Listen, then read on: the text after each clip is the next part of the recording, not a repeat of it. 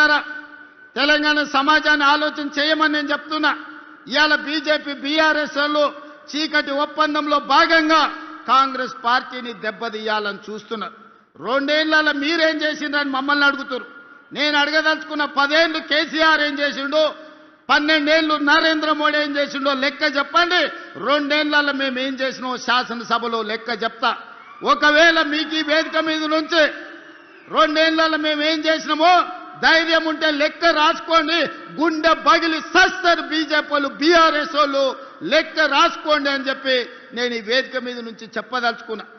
విద్యార్థుల కోసం ఈ 2 ఏళ్లలో 70,000 ప్రభుత్వ ఉద్యోగాలు ఎల్బీ స్టేడియం సాక్షిగా, శిల్పారామం సాక్షిగా ఎన్నో ఏళ్ల నుంచి నీళ్లు నిధులు నియామకాల పేరు మీద తెలంగాణ ఉద్యమం జరిగితే నియామకాలు మీరు చేపట్టకపోతే ప్రభుత్వంలో 70,000 ఉద్యోగాలు మేము ఇచ్చినాం.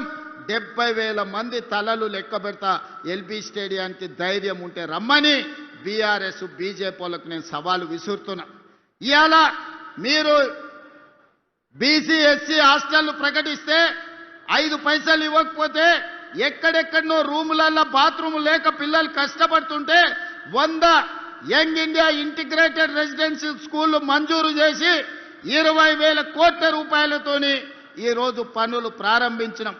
బుక్కెడు బువ్వ మీరు చక్కగా పెట్టకపోతే హాస్టళ్లలో చదువుకుంటున్న పిల్లలకు 40% ఈరోజు మనము వాళ్ళ భోజనానికి రేట్లు పెంచినాం. 200% కాస్మెటిక్ ఛార్జీలు పెంచినాం. ఇవాళ ప్రతి విద్యార్థికి పాఠశాలకు వెళ్లేవాడికి రేపటి నుంచి రేపు వచ్చే అకాడమిక్ ఇయర్లో బ్రేక్ఫాస్ట్ పెట్టాలని ఇవాళ నిర్ణయం తీసుకు